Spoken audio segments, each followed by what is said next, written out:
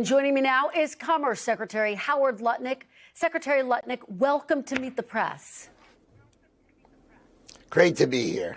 It is great to have you here, Mr. Secretary. Let's start with this past week. As you know, for the second time in 2 months, President Trump announced and then walked back tariffs on Canada and Mexico, the whiplash causing confusion on Wall Street and Main Street as well.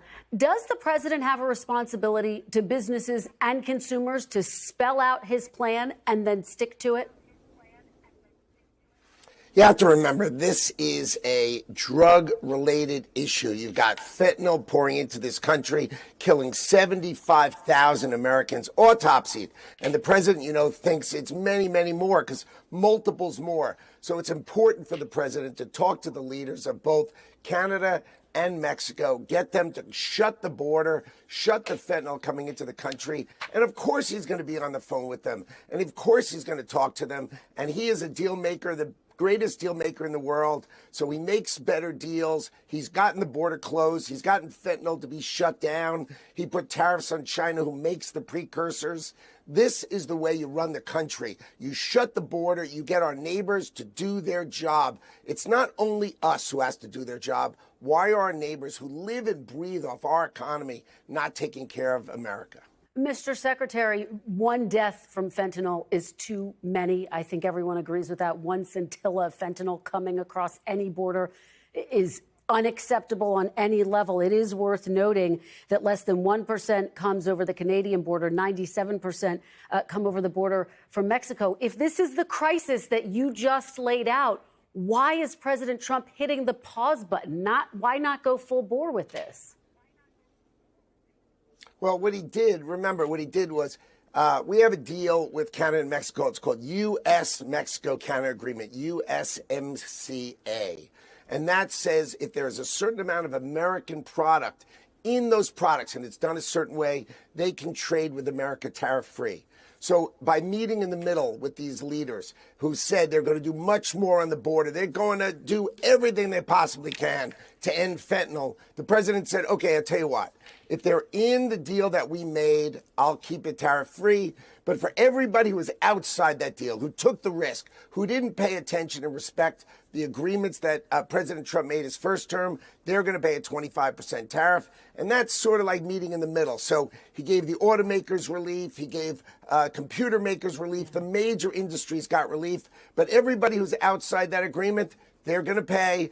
And Canada and Mexico promised they are going to crush the border and they're going to crush fentanyl. And that's what our president is here to do, to stop fentanyl killing Americans. Mr. Secretary, let me ask you about what the Fed Chair Jerome Powell had to say on Friday. He said, quote, "We're still very uncertain about what will be tariffed, for how long, and at what level." So can you provide some clarity, Mr. Secretary? Are these tariffs going to be temporary or permanent? So the tariffs that we've started with Mexico, Canada, and China, that was the month of March. These are fentanyl-related, border-related. So China makes the ingredients for fentanyl. It's got to stop. President Xi offered President Trump in 2019, he'd put the death penalty on anybody who made the ingredients for fentanyl.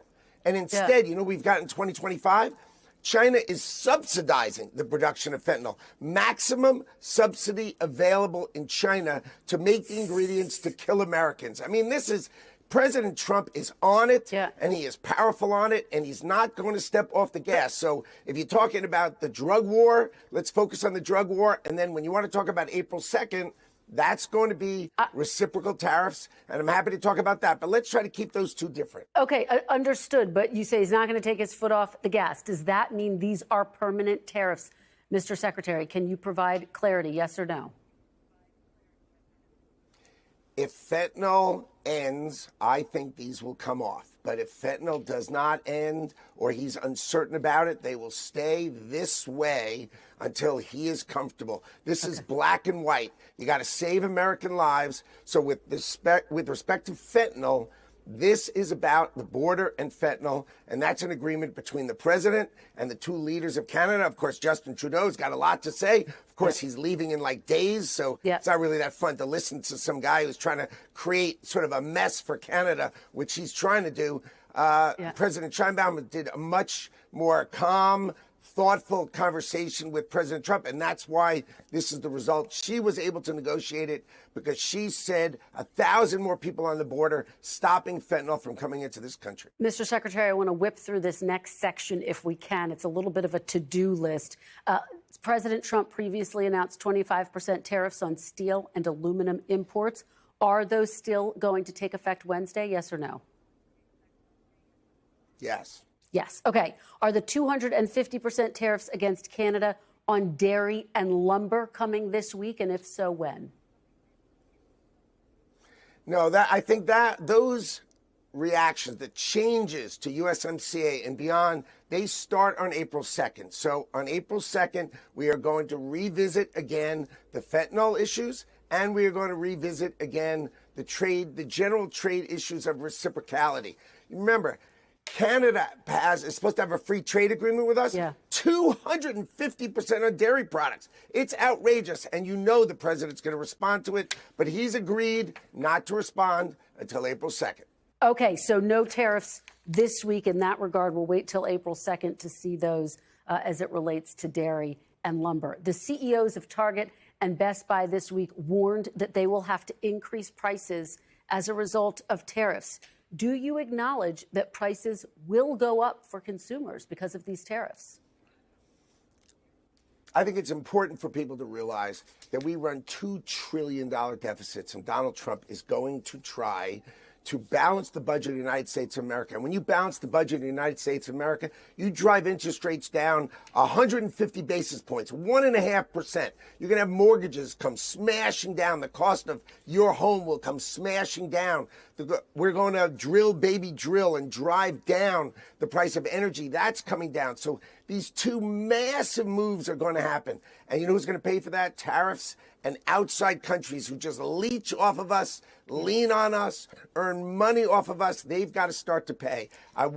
President Trump wants the American people to start to understand the External Revenue Service should start to pay. Yes, some products that are made foreign might be more expensive, but American products will get cheaper, and that's the point. Buy American, made by great Americans. We're going to bring manufacturing back. That's where we're going. That's where this president is going. Bring it back. So will there be distortions? Of course. Foreign goods may get a little more expensive, but American goods are going to get cheaper, and you're going to be helping Americans by buying American. All right, you take me right to my next question. I want to play you something that President Trump said to me back in December. Take a listen. I went on groceries. It's a very simple word, groceries. Like almost, who uses the word? I started using the word. The groceries, when you buy apples, when you buy bacon, when you buy eggs, they would double and triple the price over a short period of time. And I won an election based on that. We're going to bring those prices way down. Mr. Secretary, can you be specific? When exactly can Americans expect to see those prices come way down? Egg prices up 200% under Biden. Biden just killing chickens, trying to worry about things. It's crazy the way eggs have gone up 200%. Donald Trump's going to bring the price of eggs down now. Donald Trump's tariffs here's the idea.